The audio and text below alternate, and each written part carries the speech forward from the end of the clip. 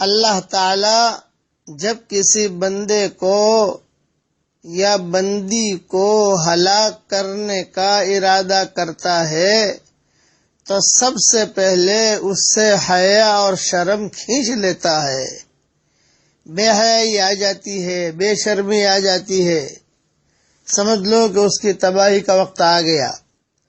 حضرت سلمان فارسی رضی اللہ تعالی عنہ نے فرمایا، جب اللہ تعالی کسی بندے کے ساتھ برائی اور ہلاکت کا ارادہ فرماتا ہے تو اس سے حیا نکال لیتا ہے، جس کا نتیجہ یہ ہوتا ہے کہ لوگ بھی اس سے بغض رکھتے ہیں اور وہ بھی لوگوں سے بغض رکھتا ہے۔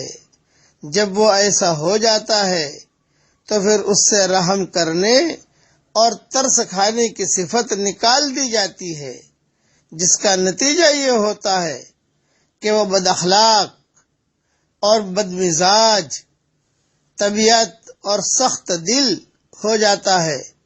جب وہ ایسا ہو جاتا ہے تو اس سے امانت داری کی صفت چھین لی جاتی ہے، جس کا نتیجہ یہ ہوتا ہے کہ وہ لوگوں سے خیانت کرتا ہے اور لوگ بھی اس سے خیانت کرتے ہیں۔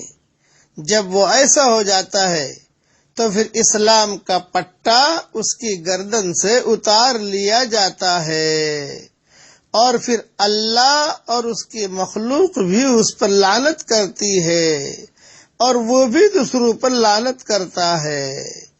یہ مضمون بکھرے موتی جلد 4 صفحہ 146 پر میں نے لکھا ہے، اور وضاحت کے ساتھ وہاں دیکھ لیں۔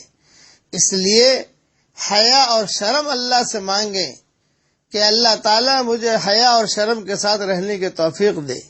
بے حیائی، بے شرمی یہ آہستہ آہستہ آدمی کو اسلام کی بارڈر تک پہنچا دیتی ہے۔ الہی ماؤں، بہنوں، بیٹیوں کو دینداری دے۔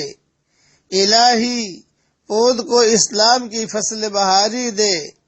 بچا لے مومنہ کو اے خدا مغرب پرستی سے، بچا اس شمع کو باد فنا کی چیرہ دستی سے۔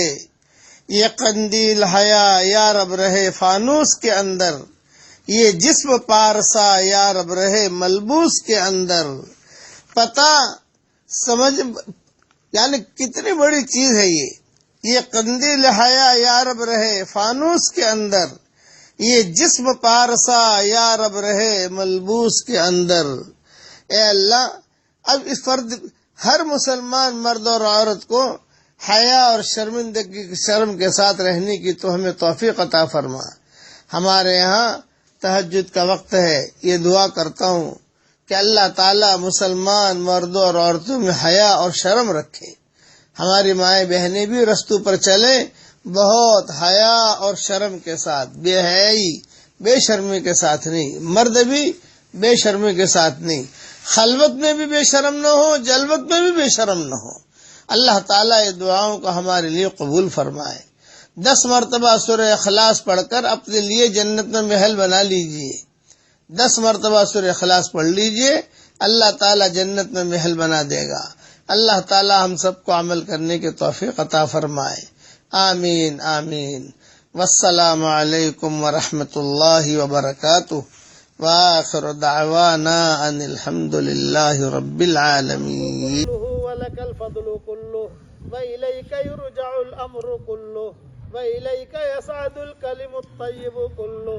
اللهم لك الحمد بالإسلام، لك الحمد بالإيمان، لك الحمد بالقرآن، لك الحمد حتى ترضى، لك الحمد إذا رضيت، لك الحمد بعد الرضا. اللهم لك الحمد كالذي نقول وخيرا مما نقول، لك الحمد كالذي تقول، لك الحمد في الحال ولك الحمد في المآل. اللهم لك الحمد في الأولى ولك الحمد في الآخرة. اللهم لك الحمد حمدا حمدا، اللهم لك الشكر شكرا شكرا. اللهم يا رب صل وسلم دائما أبدا على حبيبك خير الخلق كلهم.